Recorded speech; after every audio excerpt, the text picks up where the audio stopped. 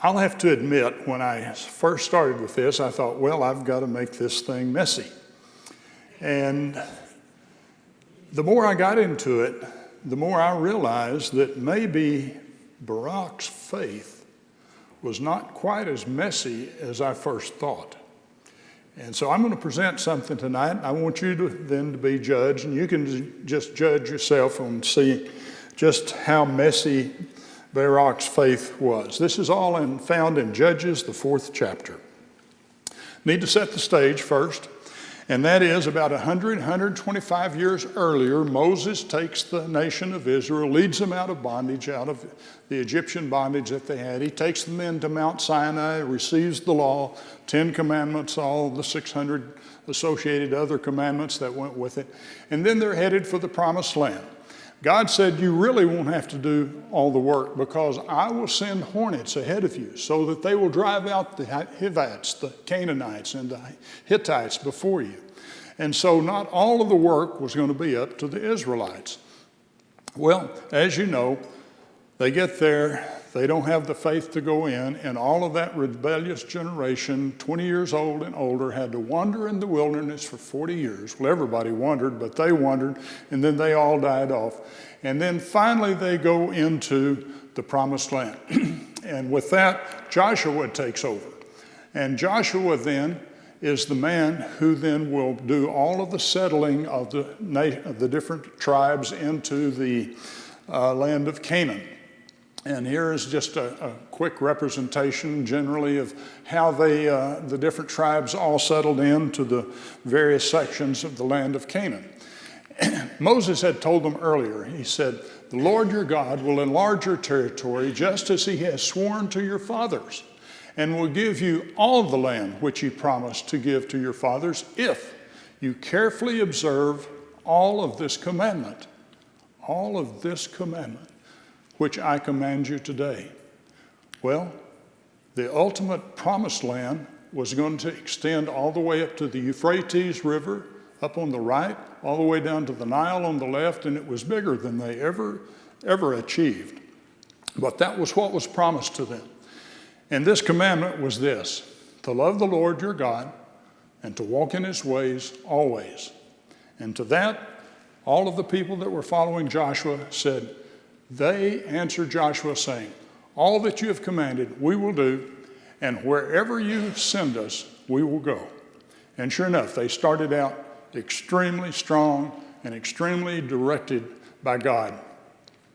But then the sons of Israel did evil in the sight of the Lord and served the Baals. The idol worships took over. God then said, I will no longer drive out before them any of the nations Joshua left when he died. And so the Lord allowed those nations to remain, not driving them out quickly, in order to test Israel by them, whether they would keep the way of the Lord, to walk in it as the Lord had commanded, and as their fathers did, or maybe not. So they forsook the Lord, and they served the Baal and Ashtaroth. And the anger of the Lord burned against Israel, and he gave them into the hands of plunderers who plundered them. And he sold them into the hands of their enemies around, so that they could no longer stand before their enemies. And whenever they went, the hand of the Lord was always against them for evil. And then they would realize, we're in this situation and in this shape because we have forgotten God. And so they would cry out to God, please deliver us. And so God would do that. He would then send judges. Then the Lord raised up judges who delivered them from the hands of those who plundered them. Yet they did not listen to their judges, for they played the harlot after other gods and bowed themselves down before them. And so this cycle would just continue over and over for a period of almost 350 years. They would forget God, and then God would allow them to be oppressed, and their enemies would just plunder them. Then they would cry out to God, and God would deliver them. And this cycle went over and over and over. The different judges, the first one was Othniel, And the people that plundered and oppressed the nation of Israel was Mesopotamia to the north. That lasted for about 8 years. Ehud and Shamgar were the next judges of Israel, and the Moabites off to the west, off to the east.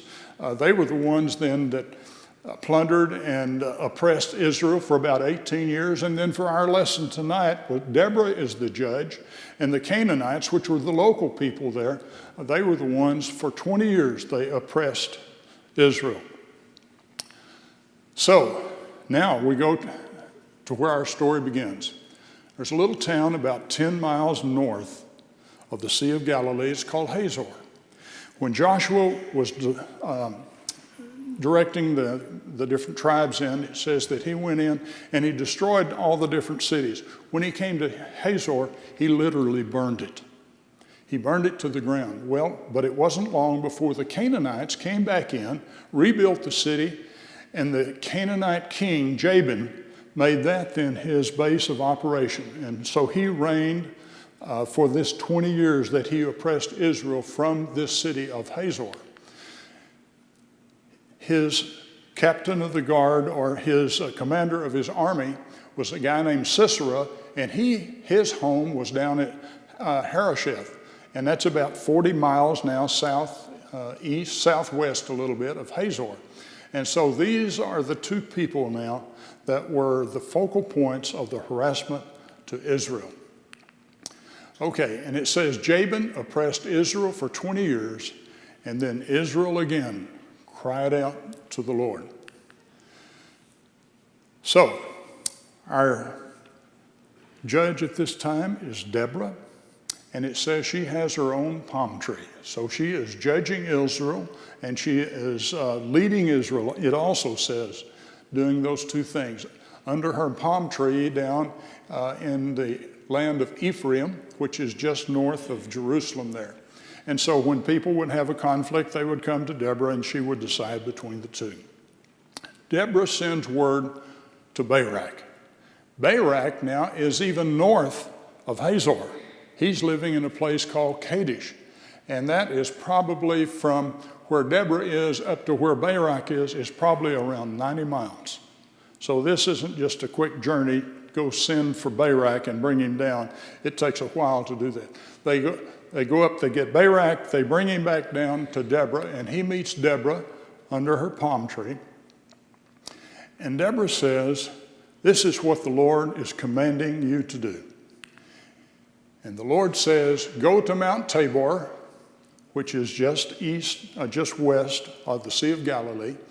Go there and gather 10,000 men from Naphtali and Zebulun, those two tribes that are there. And the rest of the command was, "And I, God, will draw out Sisera and his army and give them to you." Well, this is where it gets a little messy. And that is, right off, Barak says, "I'll go." You remember when Moses at the burning bush was asked by God, told by God to go back, "I want you to lead the people out"? 5 times he pushed back. He never said, "I'll go," to begin with. Barak says, "I'll go." But the messy part is, if you go with me. Well, now, that doesn't sound real good, does it? I mean, that's kind of the messy part. But he says, "But if you don't go with me, I won't go." And that is just really pushing back against God. So what do you think is going on with Barak? Why would he say that? Why would he even do that? Is that because of a lack of faith, maybe? Think he might be afraid? What about the last 20 years? For the last 20 years, anytime there was a conflict between Israel and the Canaanites, guess who won? Canaanites. He's got 20 years of evidence that every time we go up, and it says they severely oppressed them. It wasn't just an easy battle. They severely oppressed them. So the last 20 years, And Barak has got to remember all of these things that have just happened. But you know, there have been some past successes too. And this is the thing that kind of caught my eye. Some of the past successes that Moses had, he also had Aaron with him, the high priest.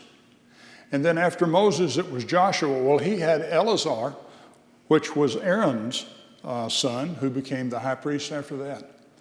So I wonder, Bible doesn't say, but I wonder if maybe what Barak was saying, I want God's contact with me. I don't want you to be 50, 60, 70 miles away, and if there's more information, I want to know it now. I don't want to know it later.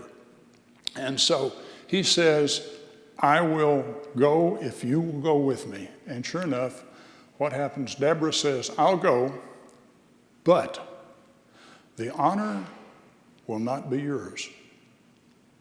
It will not be yours. And here's where I need to get a ooh from the audience. Because he says, the honor will not be yours. It's going to go to a woman. Ooh. If that was today, we'd say, okay, call the lawyers, get the lawsuit going. But Deborah goes with Barak, and they both go back up to Kadesh. He assembles the 10,000 people, 10,000 soldiers, and they head to Mount Tabor. Okay, another person in this story is a guy named Heber. Now, Heber is of the descendants of the bunch of people that came out of that came with Moses from out of the wilderness and on up to the promised land. They were of the Kenite tribe, and it was Moses' father-in-law. And so it's that lineage of people. And you'll read that they were Midianites, which is where they came from, and Kenites is their family heritage. Well, he gets up there, Heber does, and his wife is Jael. When they are all settled in, and for 20 years, he's watched all this that's going on between the Israelites and the Canaanites, and the Canaanites always win, and it says that Heber had made peace with the Canaanites. It means he had swapped sides. He had deserted the people that he came up with. And so when Heber understands and hears about Barak gathering these 10,000 people, soldiers, and going to Mount Tabor, he informed Sisera, the enemy. And Sisera and his army is now down at Harosheth, and so he orders all of those people to get together in the 900 chariots, and they move then up to the Kishon River. And the Lord said, that is where I will cause Sisera's army to be routed. And so the battle starts, and instead of Israel losing this time, for once they start winning. And as they win, evidently Sisera says this is not working like it has in the past, and he literally gets out of his chariot and decides that he is going to go where it's safe. And so while the battle is going down toward Harosheth and the whole army has been pushed down that way, he gets out of his chariot and he goes up to a safe area, and he's probably looking for Heber in that area up there. He goes up, and as he passes by Jael's tent, she says, come in and don't be afraid. And so he goes inside the tent, and he's tired. He says he is exhausted. He's tired, and he said, you stand at the door, and if anybody asks if there's anybody in there, you just say no. And he said, give me something to drink. And so she gave him a skin of milk and some cottage cheese. Well, it says curds, but it's cottage cheese, right? And so she goes in, gives him that. He drinks that. He goes to sleep. He is exhausted. She covers him up with a rug. She sneaks out, grabs a tent peg and a hammer, and drives a tent peg. You might say she nailed him. She drives a tent peg through his temple all the way into the ground.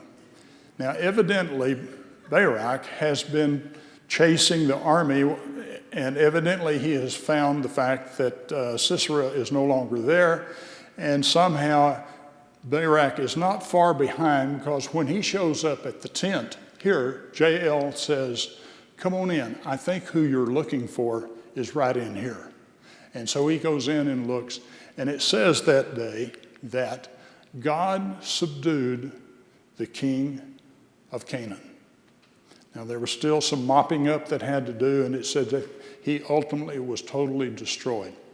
And so that was the main story of Judges chapter 4.